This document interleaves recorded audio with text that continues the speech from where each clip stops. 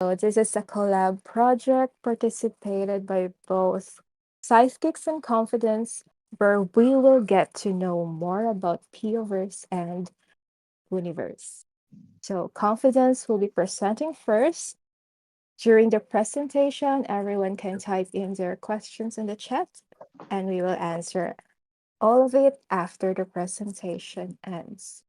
So I will introduce to you first the Confidence who will present each characters of Fulgur Ovid. So we have FISHYweeb. Hi. Hello. Hello. For Archivist, we have BB. For It's Legatus, it's yes. Legatus. Yeah, Hello. hello. We have me. I'm Cielo, by the way. I will present for Shepherd. And we have Tish. Hello, Tish. For Hello. Ovidia, hello. And Camille, Hello. hello. For other characters, other honorable mentions. So I will now share our slideshow and we can now start. Welcome to Fuuniverse.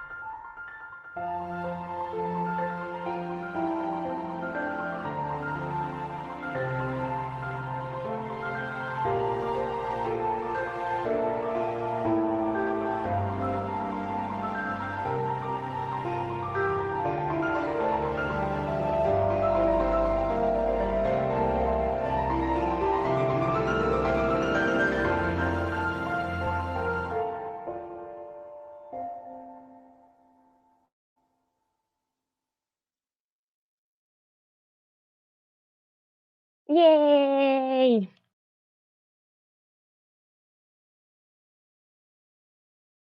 Okay. Can I start it? Yes, you can. Okay. Hello. My name is FISHYweeb. So I'm gonna introduce Archivist very first. So please flip the page. First of all, his profile. And Archivist is an author of Legatus 505, which Fuchan has written since his debut. Archivist is just his occupation. Archivist is like working with paper documents, photographies, maps, films, and computer records, that kind of thing. Um, this archivist's actual name is Fulgur Ovid. This is one of complicated point. And his height is 190 centimeter and his age is 32 years old. So he'll be 33 years old the next birthday. And speaking of his appearance, before Archivist's debut, he used the 2.0 outfit as Archivist, but now he used the Archivist his outfit. Then background of the story. In his world, the council is an agency of the government. When somebody breaks the rules, they will deal with it. And the rule is that you can't have your own personality, so you have to be the same as others. Then I assume everybody thinks about how Fujin can be this creative, funny, and unique Ojisan, even he lives in this world. So let me show you. Flip the page, please. And Fulgur was born as a normal human and not cyborg, and he had an older brother called Tondras, and his appearance is boxy, but Fujin just borrowed his appearance because Fujin doesn't remember, even though Tondras was a very smart brother. He told the Tondras tell like teaches like Fujin about online archives, something like kind of illegal maybe, but the council noticed that, and the council took him away. But after that, he like Tondras came back, but he was no longer his brother. He got maybe brainwashed. And flip that page, please.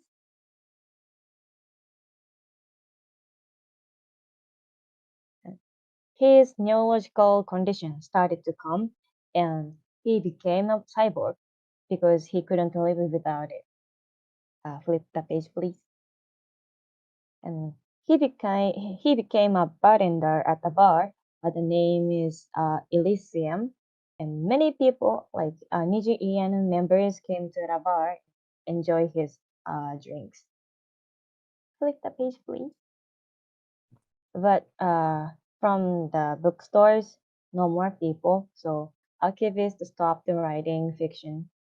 But it seems he couldn't be totally away from books, and so he worked at the library after that. So please, page please, next page. So he was an assistant of teachers and told the stories to children. So children and also archivists enjoyed it. But around this time, the council completely banned fiction like fantasy, romance, and sci-fi. So then children don't come to listen to archivists reading books. Flip the page, please. And after all, he started to create his imaginary world, Legatus 505. And he's a protagonist and he has friends like Niji Ian members and found family Noctics. Flip the page, please. But they're just his imagination, so they don't exist. Back then, at the bar, Uki came and left a note. You can be yourself around me, but that was also his imagination. So he created the characters who reached out. Flip the page, please. But in his real life, his disease gets worse, and this is never healed. So he had two choices. One is finishing his life with his netjack, which is hanging from his waist, in the like first out of it, and another one is to keep escaping into virtual reality. Then he chose to live in his virtual reality and talk to people who are in his imagination. Then listen to his debut line. Please flip the next page and play the video.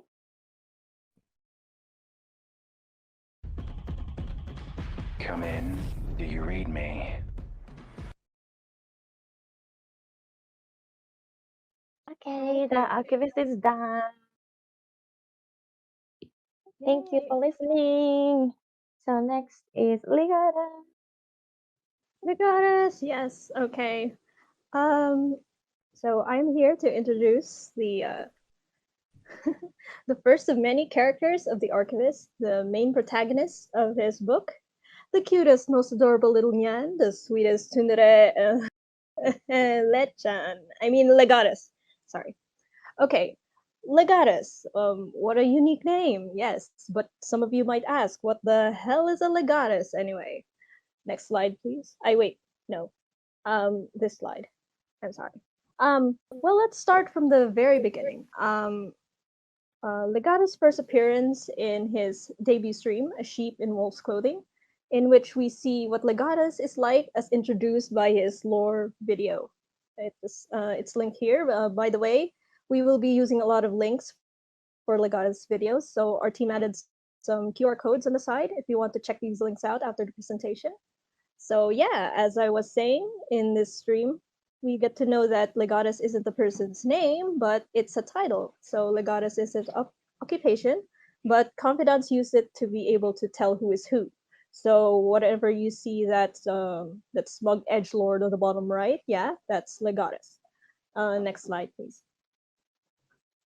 So next we have more information about Legatus. He stands at 178 centimeters, and he is as old as Archivist. But there's the question, doesn't he look too young to be in his 30s? The answer lies in his cyborg build. So in order to survive the harsh environment of his world, his hair, eyes, and skin, like most of his body parts, are synthetic. And it was made for him to look as if he was in his 20s. So yeah, he's a baby-faced old man who's too perfect to even need a skincare routine. So yeah. So as for the differences between him and Archivist, as you can see, he's significantly shorter. So yeah, as you said, size difference. So their personalities, tastes, and voice tones are completely different. And we can say it's the opposite. So if Archivist has a gentle approach, Legatus is the more aggressive type. Yes, baby lesson. Yes. Next slide, please. So where can we find Lechan? So now here we have more of Legatus' appearances other than the debut. He gravitates towards cyberpunk, edgy, or action-packed games. So like this first example in Detroit Become Human. So like this one here, there are streams where Legatus hacks into Archivist. So please play the video. Ow, ow, ow, 1 minute. Ah. Hello, everybody, and welcome to the game. Today we're going to be playing Detroit Become Human, and I hope you're buckled in and ready to go. Let's just get started, shall we? So yeah, as you can see, there's like visible hack glitches. But sometimes there's no glitching, but you'll definitely see a change in their personality and their tone of voice. So when that happens, that's when you'll know it's Legatus talking. So yeah, of course, if you want to see more of Legatus, I would totally recommend you watching his roleplay streams, like these ones. The first one here is when you're injured and Legatus is sick of you, which is basically Lechan fan service, in my honest opinion. And here's the second one, the 3.0 brush up visual novel theater, where he puts to good use his various expressions. So yeah, for those who watched the 3.0, Confidants, what was your favorite expression? There's a lot of combinations, right? Personally, my favorite is the blushing face. It's so cute, right? Yeah, that's so But cute. yeah, But yeah, also moving along, there's the legendary White Day stream, where Legatus makes an appearance along with many other Fuuniverse characters. So yeah, they'll be showcased later on, so stay tuned for that. Um, Also here, we've included a link to his character song named after his story, Legatus 505, which tells about his struggles and challenges throughout his life and the emotions that go along with them. So angsty. Next slide, please. Ow, ow, ow. But yeah, nothing is more angsty than the source itself, which is Legatus 505, the novel published by Archivist. Oh, it's on Spotify. Yes, okay. The the song. The story follows Fulgur Ovid, Legatus of Division 505. The story's ending depends on Fuchan himself, but Chat once had the privilege to determine the flow and route of the story as it goes. But nowadays, we just have to keep in track with all of the next the stories. We have to stay tuned for all of them because it really gets interesting in the next chapters. Well, it takes place in a cyberpunk dystopia where Fulgur is part of the Legati, who act as police detectives. So they are given individual assignments and decide how to deal with it at their own discretion. Next slide, please. So now I want to show you some parts of the glossary of the book where we focus on some things that makes this dystopian world unique. Legatus lives in the Republic, a megacity with a population of 80 million. It's one of the three megacities, and it's divided into three: the Central Republic, the Greater Republic, and the outskirts. So here, it's normal for people to have cynets or cybernetic implants and prosthetics. Next slide, please. Alongside these, there are even more advanced technologies, such as the throat tube, an implant in the throat that allows them to breathe in the polluted environment. It's a filter, but it also can be disguised as a choker or a necklace. There's also the Duoverse, or DV, is the augmented reality that most citizens see using visual implants that alter their vision, and then eyes, which are artificial eyes that are implants that connect into the brain to view the Duoverse and allows the easy access to manipulation of senses such as taste, smell, and hearing. So they have a choice on what to sense. Next slide, please. But yeah, enough about yapping too much, and instead I'll be showing an overview and some highlights of the story. So from debut until recent, Legatus 505 continues to be updated and has accumulated the following chapters. Look at how much that is. There's also interims and post-time travel accounts, in which here their Noctics live together. Yeah. Next slide, please. And it's just not Noctics that you'll be able to look forward to, because there are other characters that are introduced in Legatus 505 who have interacted with Fulgur in the past and have intrigued us, Comfydants, and made us want to read more and see what happens next. Because some characters mentioned are Volpez, a member of the criminal group called the Martyrists, whose main purpose is to end the Republic along with humanity's last chance of survival. Canis, a professor who created Legatus' Cynets for treating his chronic illness, and Ovidia, Legatus' half-sibling. Okay, next slide, please. And of course, after all this introduction to his story, here is where you can read this masterpiece. There's the links here. Fuchan has made a dedicated blog with all the mentioned chapters and side stories. There's also links to translations to numerous languages by Comfydants, as stated here, as well as fan arts and comics. And maybe if you look hard enough, you'll get access to an alternate reality game and a bunch of Easter eggs. So yeah. And then there's my personal favorite, the audiobook versions, or should I say reading streams. Here you'll be able to experience the story with added amazing voice acting and background music. In fact, Sunny and Alban also joined as voice actors. Yes! Um, with this, that is all for Legatus for now, but allow me to end in full Legatus fashion with his motto that whatever that comes his way, he will I was filter literally gifts with built it. for this.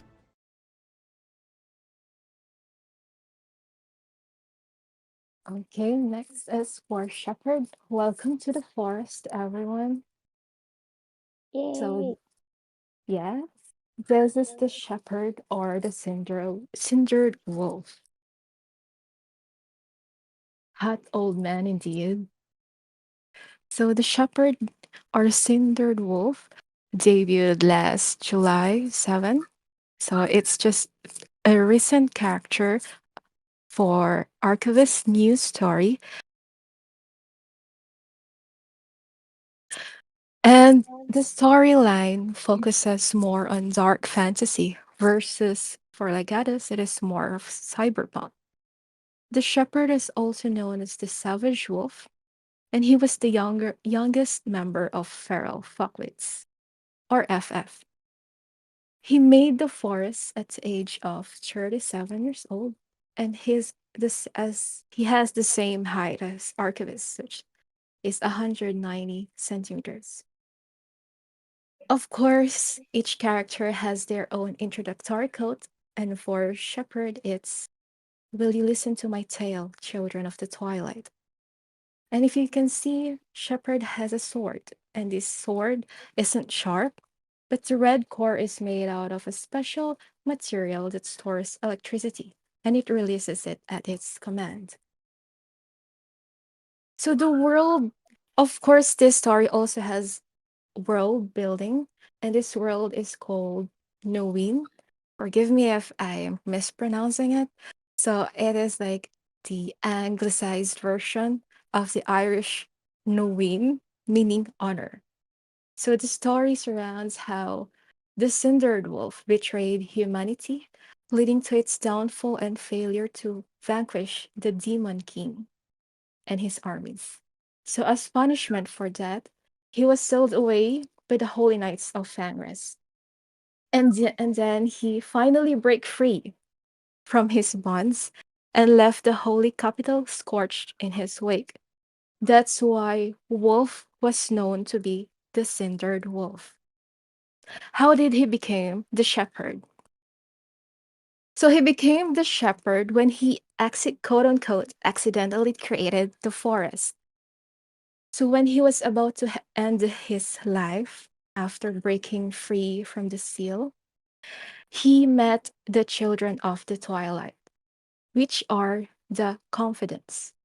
According to Fulgur, according to Fuchen, these four characters, you can see them on the introductory animation of his streams. These are the four original Confidants of the forest. So they can change forms. They can either be monsters or spirits. So now I will just quickly introduce to you the groups of the feral folklets. So the feral folklets, or FF, are a small group of mercenaries founded under the principle that mankind is just as ferocious as any beast. And their leader is Lion. He is their stalwart tank, and he was once a noble knight of the Holy Kingdom of Fangres. And his sword's name is Shield. Next. Next is Lamb. She is the healer, specialist in defensive magic, and was the newest member of FF until Wolf was recruited. She was once a priestess for the goddess, and she is curious, quiet, and gentle. So if you can see closely on her head, she wears a headband with a quote unquote sheep shaped ornament on her head. That object was Wolf's attempt at making a ship out of paper for her. So she treasures it more than any gem and actively keeps a barrier on it at all times. Next is Bear. He is a mage who specializes in fire magic, He was a scholar who studied monsters and their cultures. He is, of course, a gentle giant, a mediator, and a philosopher. So he always keeps a diary that include detailed sketches of monsters, the FF, architecture, furnishings, and recipes that he likes. Next is Spider. So she's a rogue who specializes in subterfuge, poison, and assassination. I can hear the chat going wild. So she's an expert marksman with bow and dagger. So she went to become one of the most skilled soldiers in the Holy Kingdom of Fenris. So if you can see her fingertips and nails, they are purple due to decades of building up tolerance to and applying poisons. So and the next is Steed. He's the bard of the group. He specializes in support through various magical means. He was a son to a wealthy merchant family. His songs and stories are a large part of what turned the FF from a lowly group of mercenaries to a respected band of heroes that old man King could rally behind. And he has a beauty mark below his lips. It is a tattoo he got to match someone dear to him. And lastly, the youngest member, Wolf. He was the DPS and the secret weapon. He was born with strange limbs. Lion bought the boy from illegal fighting pits at the age of 8. He uses a combination of lightning magic, swordplay, and climbing gear. He was essentially raised by the FF, and when he met Lion, he had a goal to find his long lost twin sister. They were afraid of him because he might not be entirely human. He joined feral fuckwits at the age of 8. And his coat is, yeah, that. I won't say that. He always wears clothes that cover his limbs and neck to hide his strange body. So don't be led astray, confidence. Okay, everyone. So I'm Tish. I will be presenting about Ovidia, our favorite Yay. daughter, sister, wife. Yes. Let's Okay, go. so basically Ovidia is tied to Fulgur Ovid. So if there's any character oh sorry, I moved forward too fast. Sorry, I'm so nervous. Okay, so Ovidia's name was first established during a Zelda game. So he suggested for a female version of him to be named Fulgal, and we all decided no, not Fulgal, and someone named suggested Ovidia, and that's how it became. So for any female version of Fulgur Ovid, it will be called as Ovidia. And since there's so many different versions, like for example, there's baby, adult, and all those ages. So all represent Ovidia, but there's three main. So in any games, in any lores, if there's a female version, they will call Ovidia. So like for example, depending on the context, she can have the role of daughter, sister, or wife.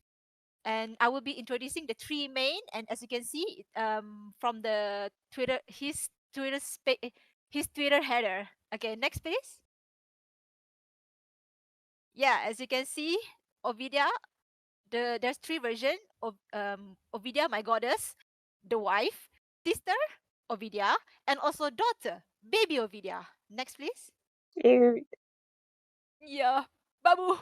Okay, so firstly, I will introduce about baby Ovidia or daughter Ovidia.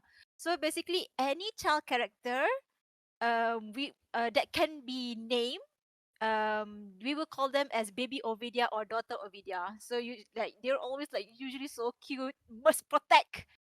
I will kill everyone if anything happens to Babu. So as you can see, like one of the example is Volcano Princess. So in the game, we can actually name the daughter. So he decided to name them as Ovidia, and that's how he came baby Ovidia. And next. Okay, so next is Legatus, sister Ovidia. So she's basically Legatus or Fulgur Ovid sister. So she first made her official first of lore debut in Legatus over 5, chapter 5, Family Roots. She was introduced as Legatus' younger half sister, as they share a mother, and she was named in reference to Legatus' biological father Ovid. So Ovidia. Yeah. So like pretty easy. So Ovidia wants to learn more about her family and her brother, but to Legatus, because they have an animosity between him and their mother. So that's why to Legatus he's trying to stay away from the family. Like he have um not a grudge, but like bad image of the family. But uh, Ovidia wants to learn more, wants to get close to Ovidia. So although they share the same similarities, like they both have chronic illness, which resulted in their limbs being replaced by cynates, but hers has a slower development. And she was also introduced to Legatus by their mother in hopes that Ovidia will receive recommendation letter, which will let her afford cynates to elevate her for her worsening condition. Okay, next. Okay, of course, OMG, Ovidia, my goddess, our goddess, of course. So in the shepherd's lore, the Ovidia in shepherd's lore, our goddess, everyone. So she's shepherd's twin sister, and they were separated when they were young. As you can see earlier before, we can see the feral shepherd biting. Yeah, so they were separated when they were young, and she disliked human. However, currently there's not much information about Ovidia, but that's make her more mysterious. So yeah, next. Okay, so that's all for my part. We're back. Okay, so hello, this is Camille. You might be wondering, are we done with all of the Fuuniverse characters? Actually, no, there's never an end. Just keep coming and they won't stop coming and they just keep coming and they won't stop coming. So since Fuchan really likes to use the assets that were created by the confident artists, he eventually created a ton of characters, which we all love. But due to the time limit, we picked out a few of the reoccurring ones and some honorary mentions. Uh, and we'll talk about their appearances, their origin, and their lore, if there is any lore behind that, and some of the trivia facts about them. Next page, please. So the first one is Mr. Alan Bink, our beloved red flag. Mr. Alan Bink, the first time he appeared was in 2022 during Millie's undating game, the second undating game actually. For Alan's lore, he is 36 years old, looking for something fresh in his life. He's an eternal bachelor that enjoys hunting through the masses, literally hunting through the masses. He's not so secretly a cannibal looking for his next victim, and has a pretty voice and a creepy laugh. Some might find him sexy, but that's up for debate. And he tends to speak in a way that hints he is a cannibal. Next page, please. So the design for Alan, as you can see from a previous page, originally in the show, Alan's sprite has black hair and red eyes. But as time has, confident artists start adding Fuchan's characteristics, such as the silver white hair and the ECG eye tattoo. And whether to change the eye color and the cyborg limbs depends on the artist. So basically, there is no official design for Mr. Bink. And some fun facts about Mr. Bink. The name Alan Bink is actually an anagram of cannibal. An anagram means when you rearrange the letters in cannibal, you get the name Alan Bink. And Alan was also in Fuchan's Valentine's Day voice in 2023, which unfortunately is not back on sale yet. So if it happens to be on sale in the future, make sure to grab it. Next page, please. So if we talk about Alan Bink, we cannot forget about Ian Blanc. Ian Blanc is a bloody green finger.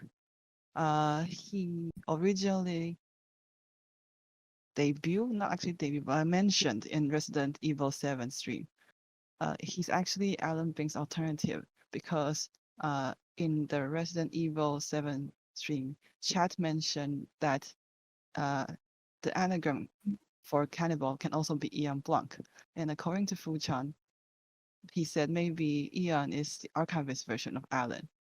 And Fuchan gave him like a basic idea of him being a vegetarian and a greenhouse keeper. However, he uses people as fertilizers for his plants. He thinks they make his flowers grow way better. Next page, please. And for Ian's design, since it's just a brief idea that Fuchan came up with, according to chat's response to the stream. So there is actually no official design for Ian, but since we have a vague idea of him being the archivist version of Alan, so sometimes artists would draw him with long wavy hair and maybe green eyes or some glasses, just according to each artist's preferences. And fun fact, Ian was also in Fuchan's phone call voice 2023.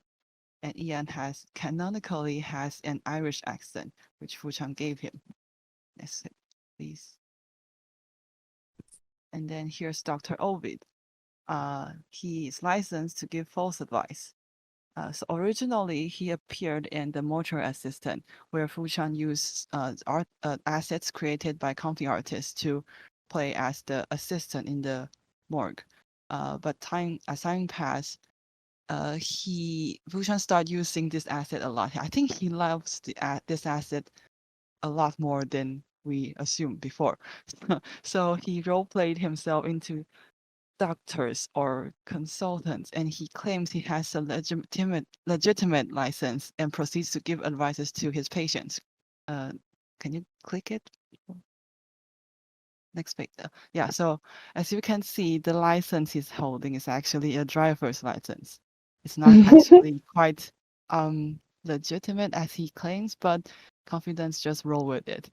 He speaks in a persuasive tone, but most of the time the advices are quite questionable. So please do not take them seriously, for real. Next page, please. And for the design for Dr. Ovid, he wears a white lab coat and has glasses. And after Archivist debut, since Archivist already has a white coat, so Fuchan basically just used parts of the previous assets, like the clipboard where he take notes of his patients, and he has a work badge, and the clipboard also have a wolf insignia as the same as Legatus. And fun fact, Dr. Ovid do occasionally give useful advices to his patients during Fuchan's stream, but do take his words for a grain of salt. Just don't believe him completely. Yeah. Next page, please. And then there's Father Ovid. Bahman. So originally, the idea of Father Ovid, or the concept, basically comes from Cult of the Lamb, which is the game Fuchan played back in 2022. So in the lore, Father Ovid is a newly ordained priest who takes people's confessions to save them. He cleanses their souls by eating the sins, quite literally. No matter how horrendous the confessions are, Father Ovid happily takes them in. Next page, please. So this leads to the accession of him. He became the Messiah because he ate too much of our sins. Page, please. So the design for Father Ovid or the Messiah, since it originated from the Cult of the Lamb game, you can see Messiah originally wore the black and red robe like the ones that appeared in the game, and after that, when Father Ovid debuted, he wears a red and black cassock with a golden cross necklace. A cassock is what usually Catholic priests will wear during their meetings. So the Messiah also has a second outfit, which uses the asset created by a lovely confident artist. For the second appearance, he wears a regal gold and black robe instead of the original red and black ones, and with a halo and a monocle on his head. And his hair is visibly longer than the previous version. Fun fact, during the sermon, whenever Father Ovid or our beloved Messiah preached, instead of Amen, Confidants usually say Amen during the communion, since we're all sheep. And Father Ovid was in Fu Chan's phone call voice 2023 as well. Amen. Next page, please. And then here's Seahorse Fu Chan, which might be very confusing for non-confidants. Why is the seahorse doing here? So this actually um, origins way back in 2022, March in 2022, which is shortly after Fu Chan's debut. He played Zelda's Majora's Mask, and during that game, there's this golden seahorse character, and Fu Chan did a voice for the seahorse. Can you click on the clip, please? Help me. Please take me back to the waters near Pinnacle Rock. Yeah, that's what the seahorse sound like. And somehow confidants find that really endearing. And I find it really cute too. So, and it shouldn't be mistaken with the Stitch voice, although a lot of people said that it sounds like the Stitch voice, but Fuchan insisted that it's not the Stitch voice. He actually, one of his streams, he made a comparison between the seahorse voice and the Stitch voice, which is in my opinion, both cute and kind of similar, but as long as Fuchan's happy, we're happy. So in the lore, uh, he is a single father that takes good care and protects his baby Ovidias, which is his baby seahorses. And in the White Day AU, he's actually transformed from Archivist by Legatus. Like Legatus put a curse kind of thing on Archivist, so he turned into the Archivist seahorse. It sounds really complicated, so I would suggest people can give the White Day stream a look. It was a fever dream. Next, please. And for the design, the golden seahorse with Fuchan's ECGI tattoo is used, and the original Legatus version of the seahorse and the new Archivist version of the seahorse are actually both made by Fuchang himself. He drew over the seahorse asset he pulled from, I think it's Illustroia. So he drew them himself. So yeah. And for a fun fact, Seahorse Fu was also in Fu Chan's phone call voice 2023. So if anyone is curious about a bunch of these characters, do go check the phone call voice if it ever comes back to sale. And since we cannot, there's actually a lot more characters, more like one-off characters that we all enjoy. So here I put them in honorary mentions. So the first one, Alistair Bezoldus. Bezoldus. Yeah, he's from the Undating game, which is also hosted by Millie. And the second one is Baby Girl Fu Chan. And the origin for this is quite funny. So one of the fans in, I think it's the end of 2022, hosted a Nijian boys poll. Like people will vote for who do you think is more baby girl than the other. And Fu Chan somehow won over Luca and got the champion. So he is the most baby girl in BGEN at that time. And the next one is Fulgur Ovid, which is actually an Elden Ring Batsu Fu Chan did back when he was doing his Elden Ring spree. So he actually changed his profile picture and his profile name into Fulgur Ovid for, I think, for at least a week. And click again, please. And this is the glorious Fulgur Ovid Fu-chan in the stream that he uses the asset to become one of his creations. Next page, please.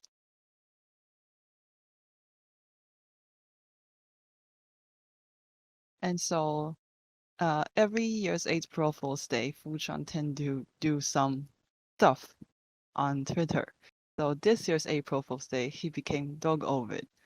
and he got quite into character and even got himself stuck as Dog Ovid for, I think, for a few weeks, I guess, because of the Twitter verification thing, and we love that a lot actually.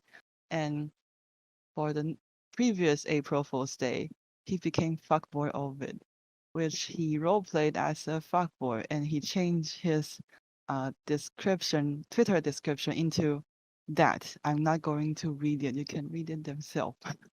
And he claims himself as a sexy cyborg, and also debuted his two cats, Cat with a C and Cat with a K, around that time, and said that having cats makes a fuckboy looks more human or something.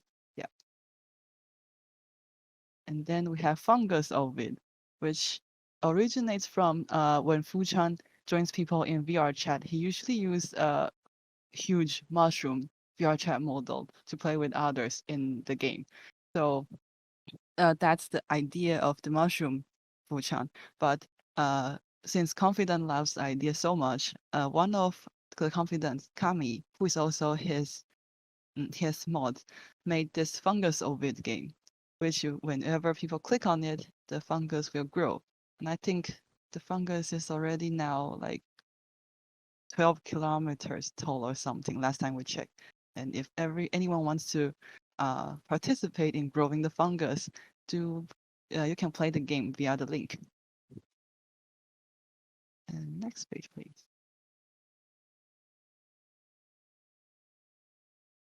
And here you can see Gargle Z the Effervescence, who Fu-chan RP'd in the GTRP No Pixel 4.0. He's an old man wizard who's figuring his way around Los Santos, and he's very confused, but he's trying his best.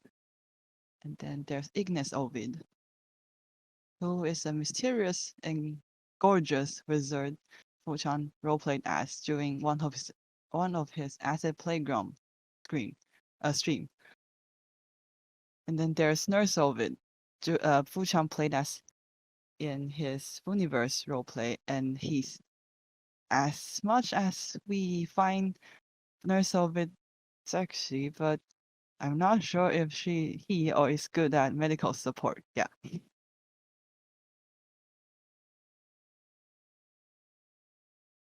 And for the honorary mentions, Wuchan do like to join his friends during D&D sessions, and here are some of the ones we collected, the past characters he played in. So the first one is Kuftis Menon from Reza's stream, and then there's Daniel Reynal, which is a half-elf bard during Aya's session. And then there's Eon Walsh, who he played as an Irish priest, I think, in one of Reza's stream.